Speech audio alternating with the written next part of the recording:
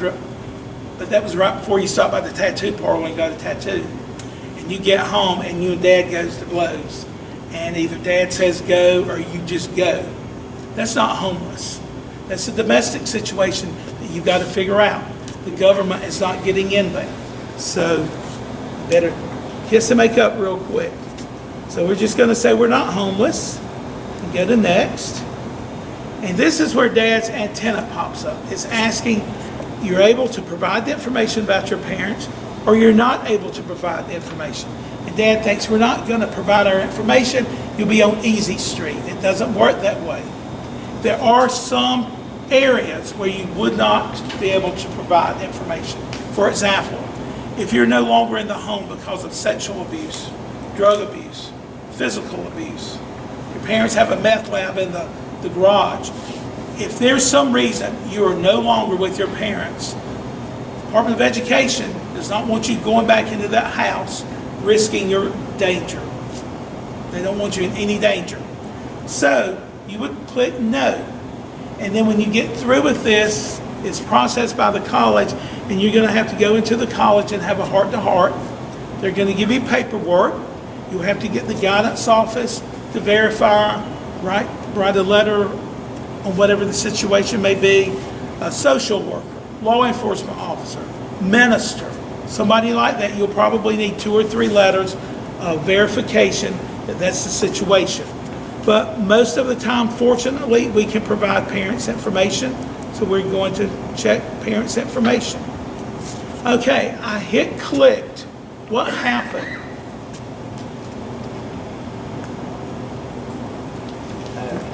Pardon? Thank you. Somebody's reading.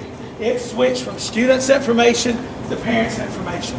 So from this point forward until it switches back, you're only providing parents' information. Remember, who's the parent? Biological, adopted, or step. Now, the first question that confuses parents is you can't figure out your marital status. So I'm going to help you tonight, okay? We have some choices. Never married.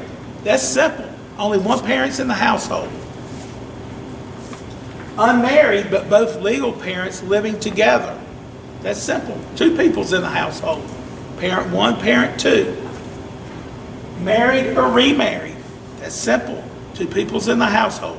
Parent 1, parent 2. Divorced or separated. That's simple. Only one parent's in the household. And the last choice is widowed. That's simple too. Only one parent's in the household. I'm going to go ahead and put married and remarried. And before we go any further, if my wife and I had divorced, she got 51% custody of the children, I would be out of the picture. She's remarried. It'd be her information and her current husband, which would be the stepfather's information. I would not be in the picture unless I paid child support. Okay, what if you have 50-50 custody? And I have people ask me all the time, how do I know if I've got 50-50 custody? And I'm not going to tell you what I think, but I'll tell you what I tell them. Look at the divorce decree. That's the only way you know. You're the one divorced. I didn't divorce him or her. It's going to tell you on your divorce decree who has majority custody. So if it's joint, and hopefully you're on good terms for the sake of your senior, what I would do, I would go with the family who makes the least amount of money. Doesn't matter who claims who. Divorce decrees are real creative. He gets them 1 year, she counts them the next. Or she counts them 2 years in a row, he counts them 2 years. Could be granny counts them, or a brother counts them as a dependent. Doesn't matter who counts who as a dependent. Go back to that divorce decree, who has custody. So that's what you would do. And again, it would be parent, step-parent, and you just put the month and the year down of your marriage, your most recent marriage. And you've got to put a 4-digit year in here. Now, again, follow through, be consistent, parent 1, parent 2. Whoever that is, you can make that decision. You've got to put their social security number. Again, it's got to match their name, that's on the card. Got to put their date of birth in.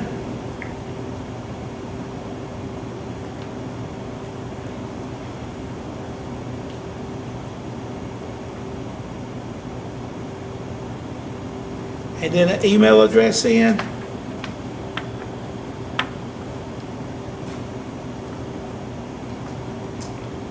You have to put the email address in twice.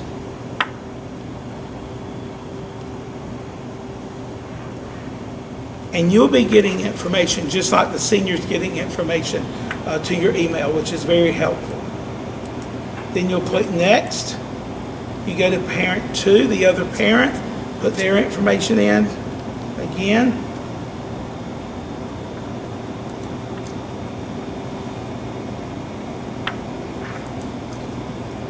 And again, the names do not have to match the partner or the spouse, but they have to match the Social Security card.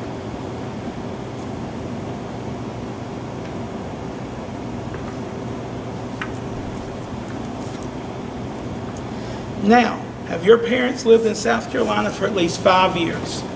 Remember, 1-year residency. So you put yes if you lived here a year. Now it's going to the household. Married, remarried, there's 2 people there, remember? If you've identified yourself as widowed, never married, single, divorced, separated, there'd only be 1 parent there automatically. It's based on how you answer your marital status. Then the student automatically pops up as 1. And do you have any other kids in your household? If you do, put them. Keep in mind, if you have any other college students, then they have to do a FAFSA. You've got to do a FAFSA for each college student, including the parent, if they're going back to school. And also, you've got to do the FAFSA every year. So this time next year in October, you'll be doing a FAFSA renewal based upon your 2019 tax information. So you'll continue doing that. So we're just going to say we have 2 other kids in the household, which I did. And then it's going to ask about other people. Be careful. Parents, you may have your parent living with you to help take care of them for whatever reason. If you list your parent, then you also have to list their resources, their Social Security, their retirement. You don't want to do that. That would really make things inequitable. So unless you're raising a grandchild or something like that, I probably would just put 0 in there. And you're a household of 5, and we're just going to say 1 in college. You hit next. Now it's asking if you've already completed your 2018 tax return. Your choice is already completed, will file, not going to file. Hopefully you've already completed yours. There's some parents who will not file. They live on Social Security or disability, and that's perfectly all right. They would put not going to file. However, if you've worked and you filed an extension, you better be getting that tax information corrected. To help with some people who they're like several years behind getting caught up. Until you file your taxes, the only thing your son or daughter will be eligible to receive is a $2,000 unsubsidized loan that you'll be paying interest on, and $2,000 does not go very far in college. So you need to make sure you're caught up, and I'm just going to go ahead and put already completed. Then it's going to ask you what type return did you file. We're just going to say 1040. And then it's going to ask your filing status. Now again, we're getting ready to get to a part where you can link your IRS to the FAFSA. And I certainly encourage you to do that because that's most helpful. If you're single, file head of the household, married joint, qualifying widow or widower, then you can link your taxes. But if you filed separate, and there's nothing wrong with filing separate, oftentimes you get a better tax rate that way. You're not paying as many taxes. That's fine. But if you do file separate, you cannot link. You just have to put your taxes side by side and add the line numbers together. So we're just going to assume that we file jointly. And right here, you see it gives us the option It's a link to the IRS. You're going to click that, and at this point, who are you? Parent 1 or parent 2? You got to identify yourself. We'll say, I'm parent 2, and then you've got to create your FSA username and ID, just like your son or daughter did earlier. Again, write it down. Keep your email, keep the phone number. Write your username and password down. Uppercase, lowercase, special characters, numbers, because this is your signature and this is the only way you can get in or sign the FAFSA. So we're going to go back to parent login. We can't log in tonight with the data retrieval, so we're going to hit this button here, skip RSDRT, which is data return retrieval.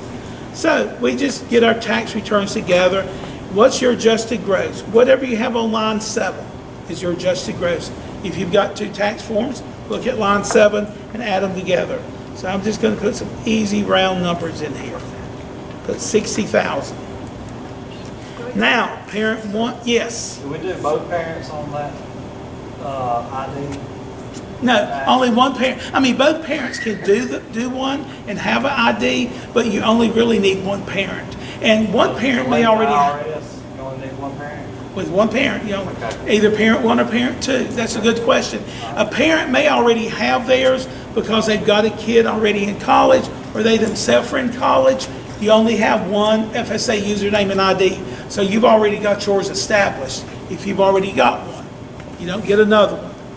Okay, now it's asking what the parent's income was. The easiest way to get this is look at your W-2 forms, look at block 1.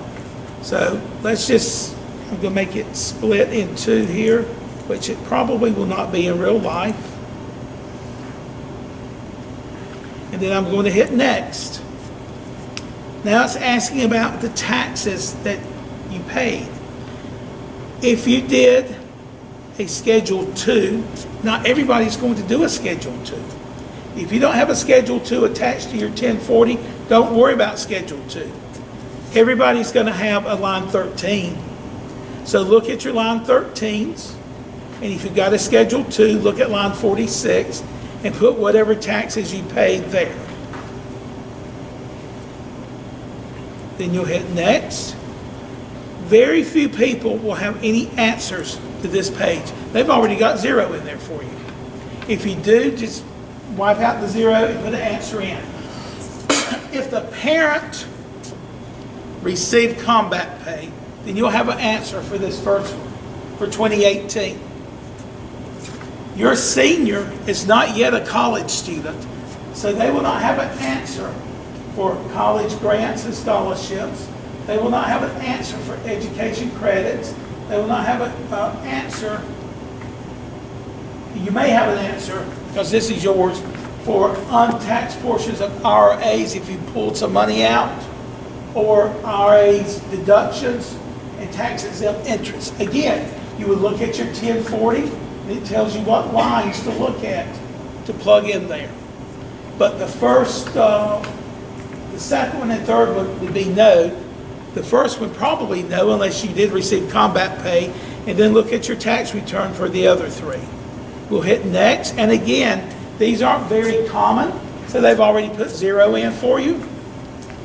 It's asking child support your parents paid because of divorce. So if mom and dad is paying money to someone else for 2018, you would put an answer there. What that actually does is deduct from your income. So I put this person earned 60,000 together. If they paid 5,000 in child support, when this is calculated, it looks like the income is 55,000. It's asking about earnings from cooperative education programs and need-based programs such as college work study. Again, that would be nothing. We'll hit next. Now, more people have answers on this page. The very first one, child support received.